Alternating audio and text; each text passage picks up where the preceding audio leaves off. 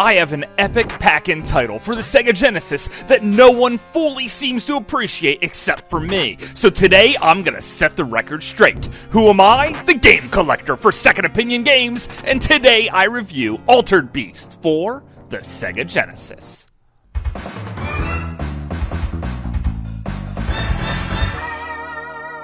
Second Opinion Games.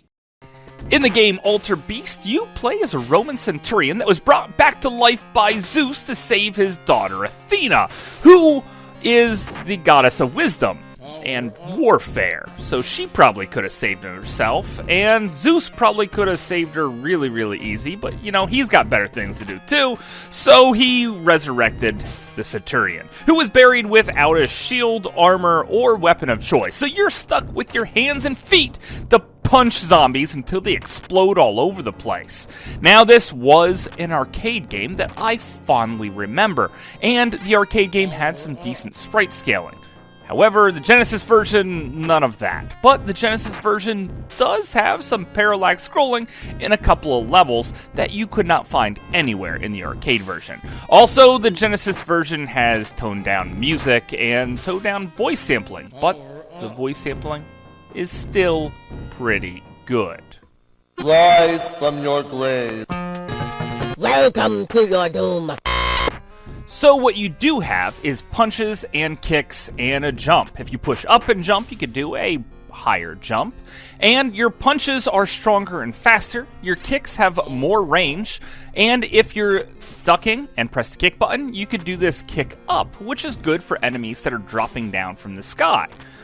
Other than that, the gameplay is very simplistic, except for when you get your hands on some dog testicles, then you might beef up, and up to 3 times, then you'll transform into a werewolf, a were-dragon, a were-bear, a were-tiger, or a golden werewolf if you're at the very end of the game. Now, where most critics seem to break down this game is the fact that it's only 5 levels long, and it can be beaten in as little as 9 minutes. Seriously, my best time is around 9 minutes, 2 seconds, which sounds like a world's record, but I'm sure most of you could probably do it quicker.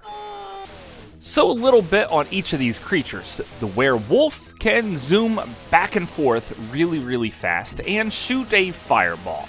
The were-dragon has this awesome lightning effect that is really good for destroying everything and can shoot lightning very, very weak-like.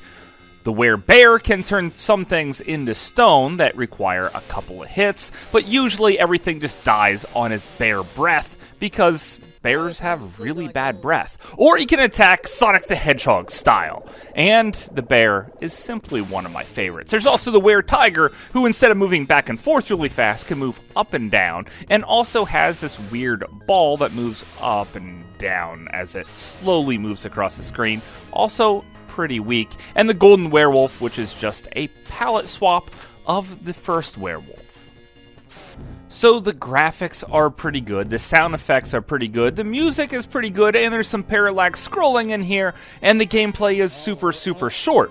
So what do most people think about it? Well, IGN said it was so-so, and Next Gen Magazine said it was actually one of the 10 worst games for the Genesis of all times.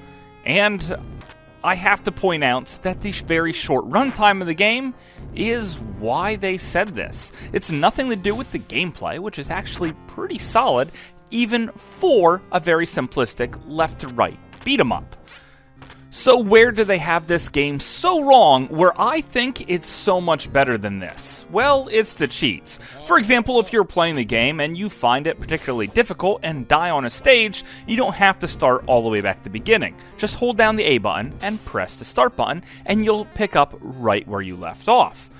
If you want to make the game a little bit easier, hold down the B button and press start, and you could go into a secret menu where then you could give yourself some extra life bars and extra lives. Then you'll probably have no problem beating this game. But where the game truly opens up is at the main menu screen. Hold A, B, and C down, and then the controller down and to your left, press start, and then you'll go into another secret menu, which lets you pick any of the were characters you want on any stage.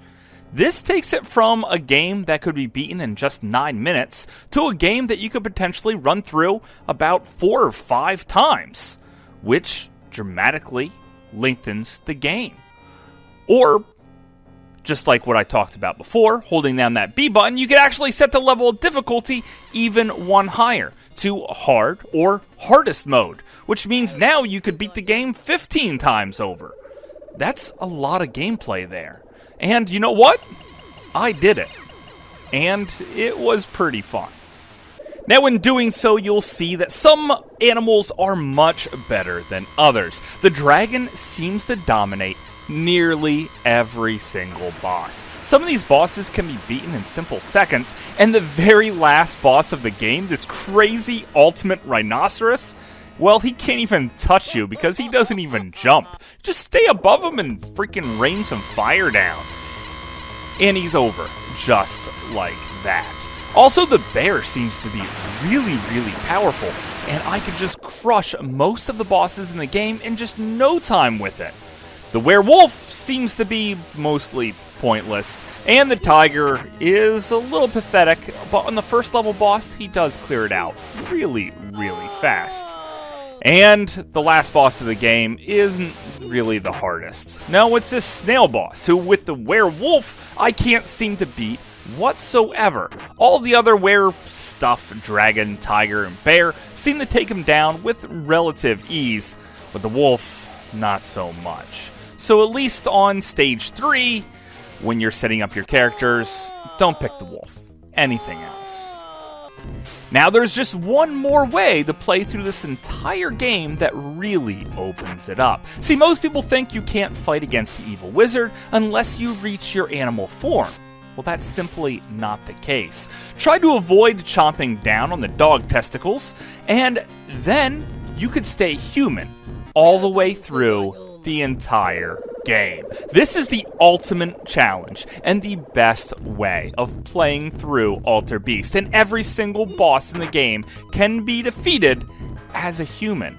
This is so cool. I absolutely love the different options that I now have at my disposal to open up and play this game many different ways. Also, the game itself is 2-player, which means double the fun. Play through double human run or double dragon run. Now you can't actually pick one character to be one animal and then the other character to be the other, but you know what? That's a really small gripe. Overall, this opens up the game so much for so many different playthroughs, and that's why I totally love it. Also, you think the last boss of the game would be a lot harder with the human?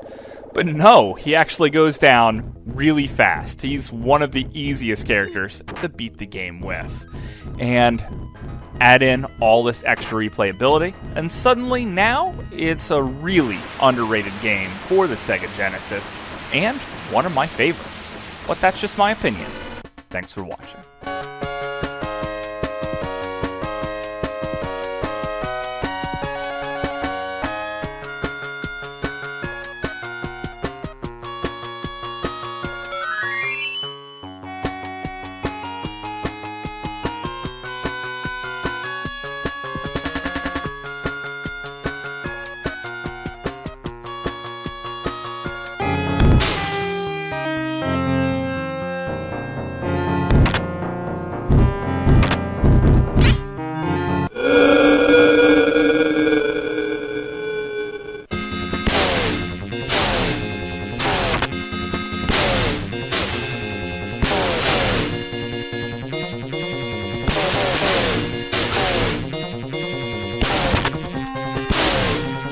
So hopefully now I encouraged you guys to play a little bit more Altered Beast. And if you don't already have it, the game is like $5 freaking. So just pick it up already and give it a try. It's actually pretty good and not nearly as bad as everyone makes it out to be. And if you have a game that is completely underrated in your opinion, let me know about it. I'll either put it on one of my underrated lists, or I'll just review it straight out. So hopefully you guys leave me tons of comments about all your great games, and until later, I'll see you again, guys.